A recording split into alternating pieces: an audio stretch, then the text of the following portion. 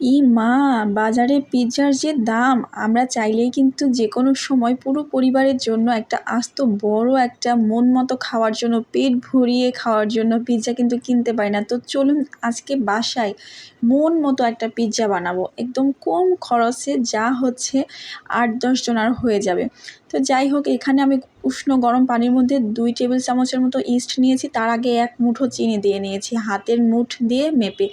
আসলে মেপে ঝেপে কোনো রান্না হয় না, আমি আন্দাজ মতো দিই। তো তার মধ্যে হচ্ছে দেখুন কি সুন্দর ফুলে উঠেছে ইস্ট আর চিনির পানিটা। যাই হোক, তার মধ্যে হচ্ছে লবণ মিক্স করে একটু টক দই, তারপর গুঁড়া দুধ, তারপর একটা ডিম ভেঙে দিয়েছি। ভেঙে ভালো করে এখন মিক্স করে নিব। তার মধ্যে হচ্ছে বেশ খানিকটা ময়দা দিচ্ছি। ময়দা দিয়ে একটা সফট ডো করব। পিৎজার ডো যত সফট হবে খেতে তত বেশি মজা হবে।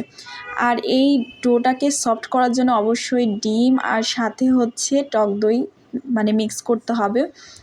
অনেক বেশি ভালো হবে এবং মজার হবে। একবার বানিয়ে শুধু খেয়ে দেখবেন।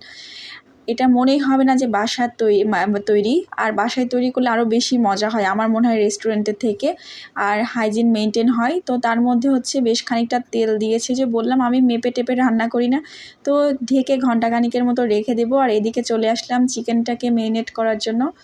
তো আমি টুকরো করে নিয়েছি ছোট ছোট করে বুকের মাংস মুরগি। তো এর মধ্যে একটু আদা রসুন পেস্ট, লবণ, একটু গোলমরিচের গুঁড়া, টমেটো সস, সয়া সস আর মরিচের গুঁড়া, এই তো। আর বেশি কিছু না। এই সবগুলো উপকরণ দিয়ে ভালো করে মিক্স করে একটা কড়াইতে তেল গরম করে মুরগির মাংসটাকে ভেজে নিব। তবে কড়া করে ভাজবো না, বাট মোটামুটি একটা মানে ভেজে নিব আর কি। তারপরে হচ্ছে আমি এই যে রেখেছিলাম একটু আগে যে আটা বা ময়দা, সেটা কিন্তু ফুলে কতখানি হয়ে গেছে। আর সেটাকে আরেকটু ভালো করে মেখে নিচ্ছি। নিয়ে এখন একটা রুটি বানানো পিঁড়া বলে, সেটার ওপরে হচ্ছে রেখে একটু সরিয়ে দেবো। দেওয়ার পরে আমি যে তাওয়াতে পিৎজা দিব সেই তাওয়াতে ট্রান্সফার করে নিব। নিয়ে সুন্দর মতো করে তাওয়ার সমান সমান ছড়িয়ে দিব পিৎজা। এটা ফুলে যে এত বড় হবে, তারপর একটা কাঁটা চামচের সাহায্যে সুন্দর করে ফাঁকা মানে খোপ খোপ কী বলে, মানে কেমন করে নিয়েছি দেখতে পাচ্ছেন। তো তার মধ্যে হচ্ছে আমি এখন ডেকোরেশনের পালা। অনেকখানি টমেটো সস দিয়ে দিলাম, ক্যাপসিকাম, তারপরে মুরগির বুকের মাংস যে একটু আগে ফ্রাই করে নিলাম সেটা, একটু পেঁয়াজ কুচি, আর এখানে দিয়ে দিলাম চিজ। চিজ ছাড়াও কিন্তু পিৎজা বানাই আমি, অনেক মজা হয় হোয়াইট সস দিয়ে। সেটার রেসিপি একদিন দিব। যাই হোক, আর এভাবে করে চিজ দেওয়ার পরে আবার একটু ডেকোরেশন করে নিচ্ছি। নিয়ে আবারও একটু চিজ দিয়ে দিচ্ছি।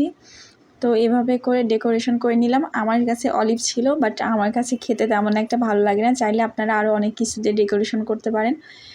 তো যাই হোক, আমার পিৎজার ডেকোরেশন শেষ। আমি সরাসরি কড়াইতে দিয়ে একটু ঢাকা দিলাম। এই তো ২০ মিনিট পরে আমার পিৎজা রেডি।